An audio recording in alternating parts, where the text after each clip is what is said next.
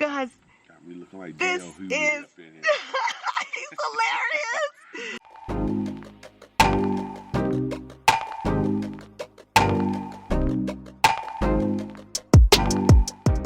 This is Vicky's other half.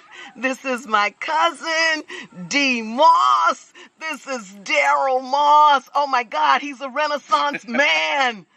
It is my pleasure to have this power couple on the channel.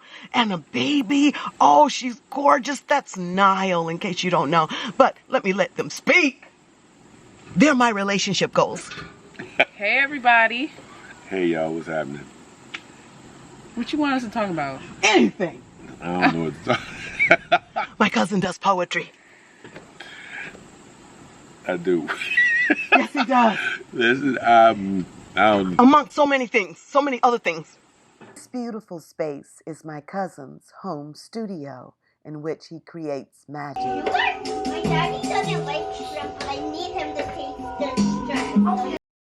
In this space, I recently recorded my poem, We Can Fit. My producer was D. Moss, and the beautiful recording artist who dropped the vocals to my poem was Malaysia. You should hear it soon.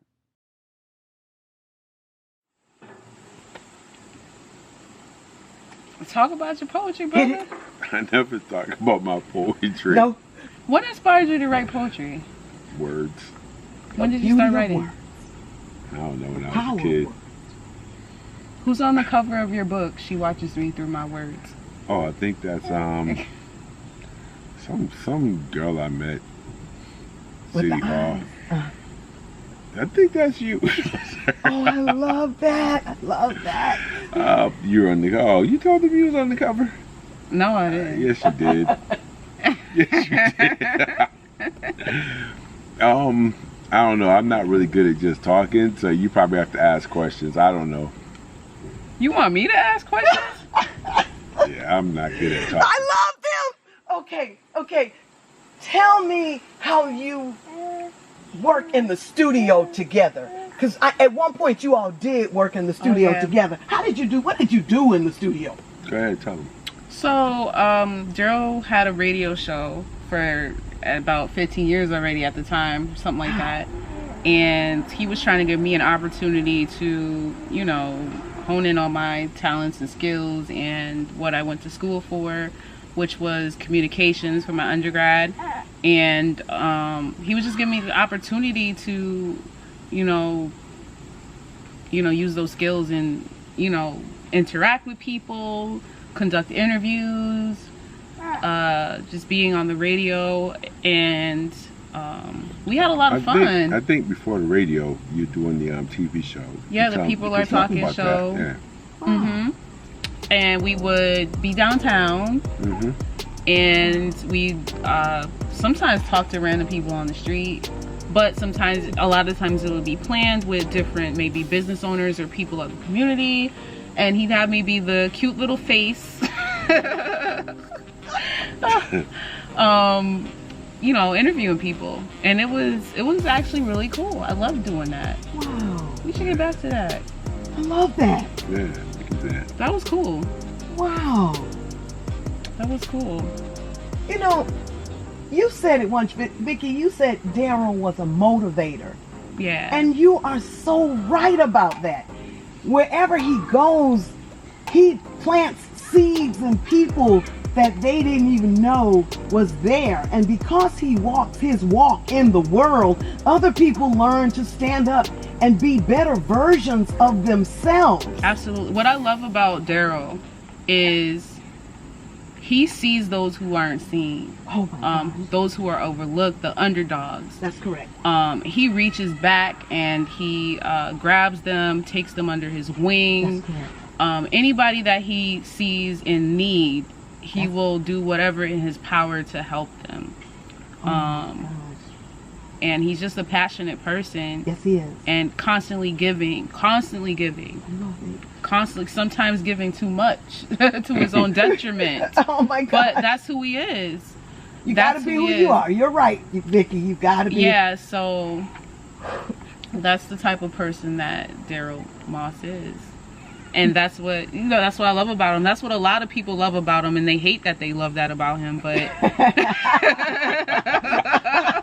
but that's it. But that's it. Dee, can you tell us about your former jobs where you were able to stand up and uplift others who could have been looked at as the downtrodden of this world? Jobs.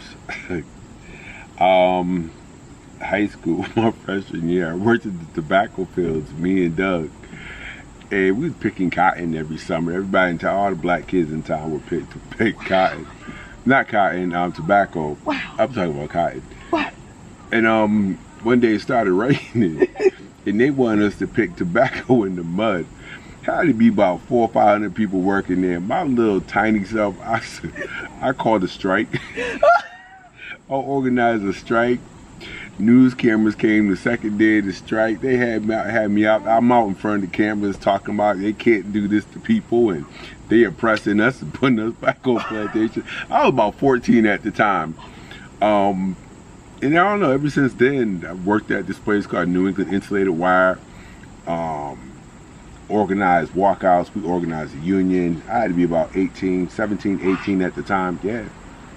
So it's like, I don't know. It's like, I don't know. My parents always gave back. My mom was a pastor, of course. Yes. So every time we turned around, we had people living in the house, young people living in the house, and getting them off the street. She taking anybody. My dad's the type of person, if you were broke down the side of the road, white, black, blue, or brown, he was pulling over to make sure you had help. He'd change the tire, give you a jump, take it to get gas, change your starter in the middle of the highway, leave, come back with parts. So that's just how we grew up. It's kind of like, the underdog. My big brother, may he rest in peace, Doug, we played basketball. He'd get on the court and just pull, the little scrawniest, non-athletic kids on the court who never got a chance to play. He's like, come on, Daryl, we're going to grab those three right there. It's like, all right, let's play. It's just, it's just, I don't know, it's almost like a family value. You find people and you lift them. Just buried my sister. Y'all know we were all there. And the common theme was you look back and you help people who can't help themselves. It's kind of like a family theme. It's not what you do. It's just kind of like who you are and who your family, what your family created, the culture of the house. Grandmothers on both sides will look out for people. My grandmother down south, she's 80-something years old, taking care of old people who were 65, 70. It's just what they did. People got sick, she delivered plates of food. Hungry, plates of food. Nowhere to go, we'll find you a place to go. It's just what everybody did, and it's just something you just continue to do. That's right. So every job I had, I was working in that capacity, whether I was doing gang intervention on the streets of New Haven and Waterbury or Springfield, or working with kids caught up in the juvenile justice system, or Department of Children and Families. It's what we did. So that's what you do. Right.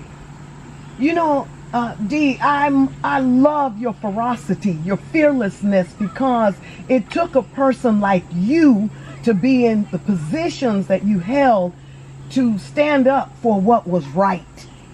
And you had to have that inner fearlessness to do it, because you've stared down guns, correct? Mm-hmm.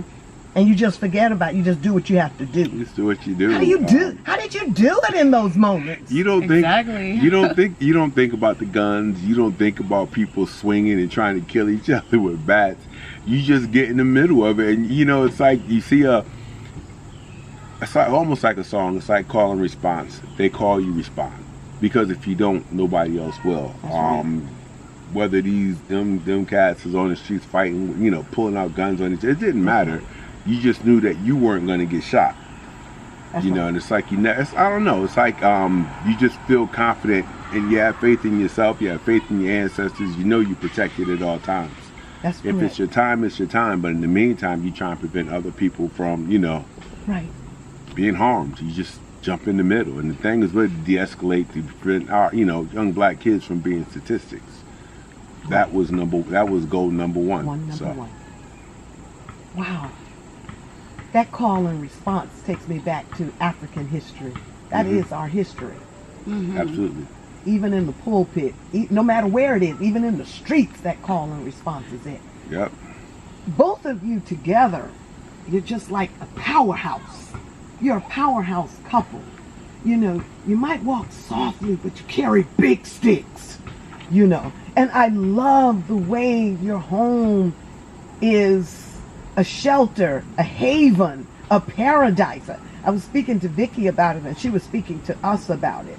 You know, I love the way that you all interact, the relationship between the two of you. It's a model. I hope you do the YouTube, because other people need to see the power of the love that exists, because you don't hear the harshness of words, the harshness that could humiliate and hurt a loved one, a spouse, a partner, children. I love the way you all do what you do, and we need to see more of that. And thank you for letting me witness that, because I have witnessed the other side. Right. So I ask you, like I asked Vicky, how does that happen? How do you all? She said we didn't work on it. It was like. No. Just. Did you see yourself? Did you vision this 11 years ago? No. Neither. You just live in the moment. I didn't say you live in the moment. Not to sound corny, you just do the next right thing. Oh, I You just love keep it. moving. I don't know. Do the next right Yeah. thing. That's what you do. I think I love got that from Elsa. Who's Elsa? The Disney princess? Listen to Vicky. Let it go. Let it go. What do? You just do the next right thing. Oh, Anna said that. Yeah. I love that. And it just makes sense. Sometimes you don't think about what you do. Okay. You You're just, quoting Disney. but the line made sense. I think everybody does. It's the only thing you can aspire to do. Amen. With Amen. every decision, everything you do, every action is caused by a decision. Every decision is dependent upon a consequence or a reward. That's right. And you try and do the next right thing, and to make right. that good decision. I don't know. That's right. I know. You're right. Because even when I fall and I don't do what I could have done in that moment, the next moment I'm always thinking, I'm going to do it better. I'm going to be better this time. I'm going to note my words and the power of my words. And they have, guys, 3 real live Disney princesses. Oh, yeah. Well. 3. Intelligent, beautiful, dynamic in their own sense. Yeah, those are my babies. Oh my God. Why am I like I can't talk? They are Those awesome are my babies. parents. Yes. Oh my God. Can you all please tell me about the garden and what's going on down here? Yeah, I don't do downstairs? gardening. The garden is.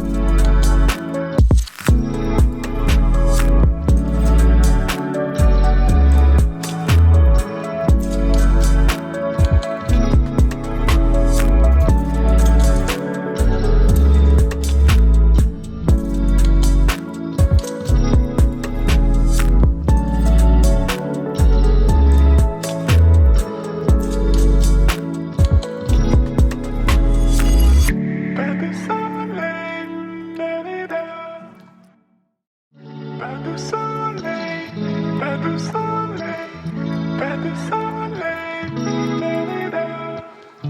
Pas du soleil, pas du soleil, pas du soleil, la-la-la.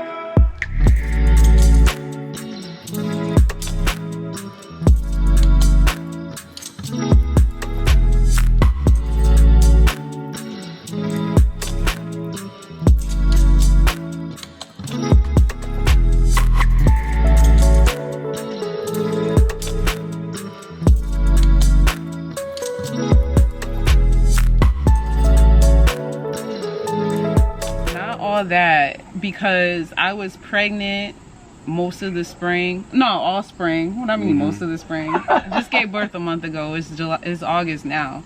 So I wasn't really working the dirt like I needed to. Yes, working the dirt. But I'm getting some tomatoes.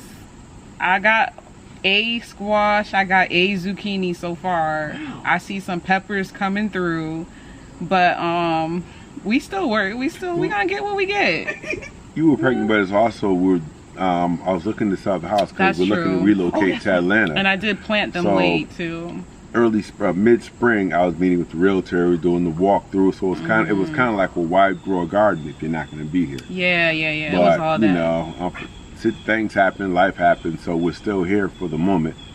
And you know, yeah, it is what it is. I did plant my placenta in the garden. I love that. To help to nourish and, you know, bring forth life. Yes. Because you can bury, you know, the decaying matter and it brings forth life. I Isn't love that beautiful? I love that. Yeah. But Tell that to the wildlife. That's that. Ooh, sound like dinner to me. one day I came out here and I saw a beautiful squash, or was it a zucchini? A beautiful zucchini. It was getting so big, and I said, "Thank you, placenta," and I had to stop mid-sentence because where I buried my placenta was no more. It was a hole. What happened? I don't know. Somebody came in the night. Don't say somebody. Some beastly animal must have come in the night and sniffed that placenta out, and it is gone. They left her zucchini or squash or whatever. They left the veggies. Thank God for that. It was a carnivore. It was a carnivore that ate That it. placenta was a blessing to something. Yeah, it was not buried deeply enough. I didn't go deep as I should You didn't have. go deep. I didn't. Oh my Our God. placenta's gone, baby. I'm sorry. We tried. We tried to make it we tried to do a ritual, I guess. But... You all did. Not You we. did. Not we. Oh, listen, not Will you help me dig the hole?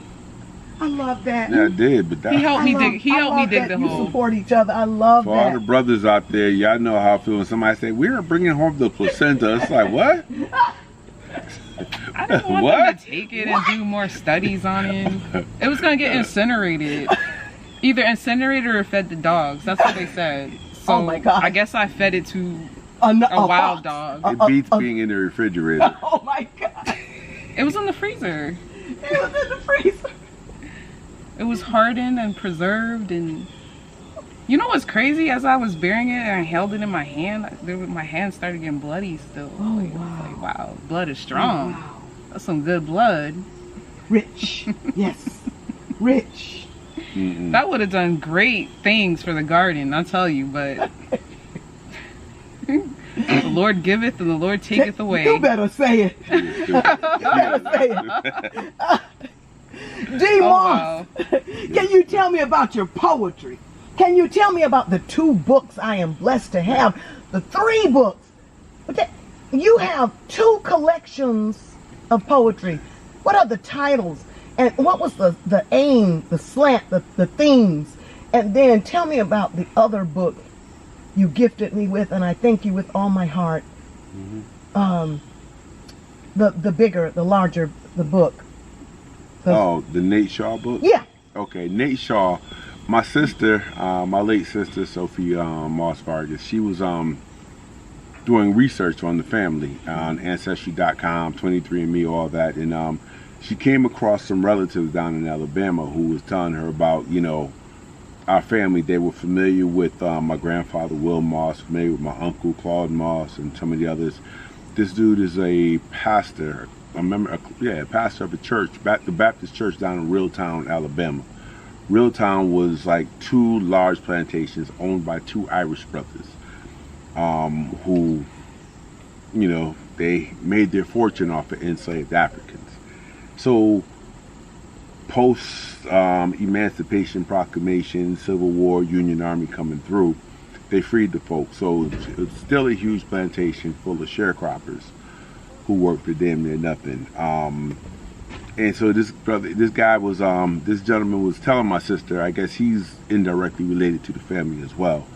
He was telling my family about the history, telling my sister about the history of the family. And he said, you know, those Mosses had a history of being anti-authority, rebels, militants.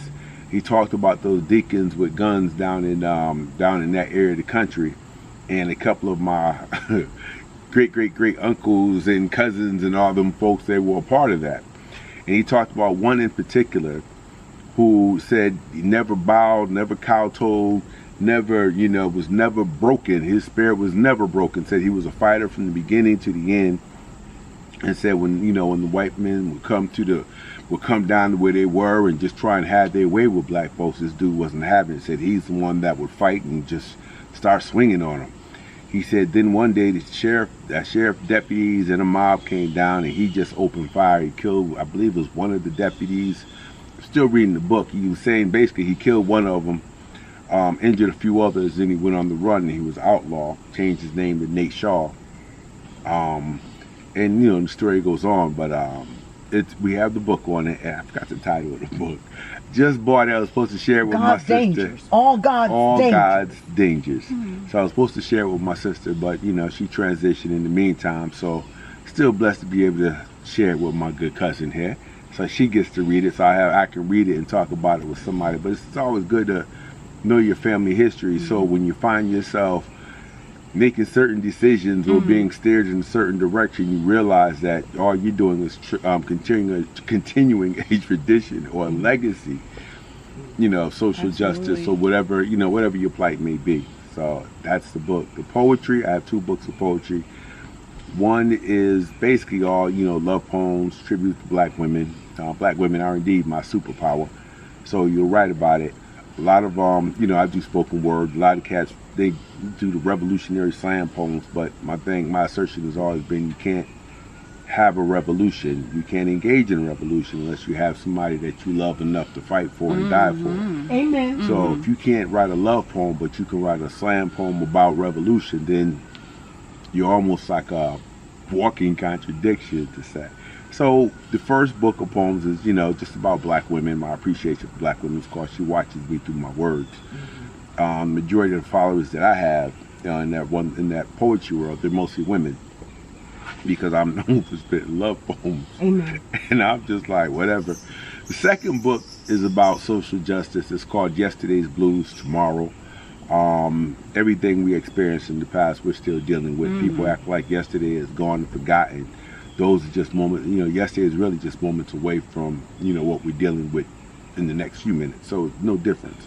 Yesterday's blues, tomorrow. So social, you know, social justice type poems, talking about the experiences, poems about, you know, living on a slave, talking about the slave plantation. We took a group of young people to visit a plantation on a black college tour. We stopped in Louisiana. We never went to the big house, and the people were confused as to why we had to walk the fields. And we went in and out of each of the slave shacks that they had, you know, the restored slave shacks, just so those young people can understand the significance of the Black College Tour program and why we were down there visiting colleges, and why, you know, them, you know, continuing their education is important. Everything that we do, we're actually standing on somebody else's shoulders. So there's poems in there about that slave plantation, who we were, what we were. Poems about my mom's, of course. Got to write about my mother because she was brilliantly incredible. So it's just, you know, those types of poems. Talks about, you know, different aspects of African, you know, religion, Yoruba in particular, and how, you know, we may call ourselves Christian, but, you know, without even knowing it, we're still giving credence to the ancestors and the deities that came before us. Every time we pour libation and pour water, juice, Kool-Aid, liquor on the ground to pay homage to those who fell before us, we're doing that. Every time we, put pictures up of folks that we lost, we come back to them pictures. Or when we say, well, they've gone on to join grandma, well, we're still, engaging in ancestral worship without even realizing it. So, if we don't write those stories, if we don't write those songs, nobody will. We have responsibility to keep those songs and stories and poems and writing about the brilliance that came before us. Otherwise, our people die second deaths. We forget about them. So that poem is all about that. I mean, that book is all about that. Amazing. I thank you so much for blessing us. Both of you. Oh my God, for blessing me, for blessing any soul that comes to this channel and watches this video. It is a blessing. Thank you. You're welcome. Thank you. Thank you. I don't do interviews. So if you're sitting there wondering why I'm just sitting here, I don't really do interviews. But how I'll interview, but I don't do interviews. So she got me. She got me, y'all. She got me. And for longer than 2 minutos. Exactly. Muchas gracias, te aprecio, mi 2 primo. So, with that, thank you, everybody. Yes, thank you. Thank you. And he helped us with this setup too, so we could last long in film. I was putting a towel over you guys, and he put a box over you all so we could be cool and last longer. Thank you, D. I'm Moss. going back to my music. Peace. Thank you.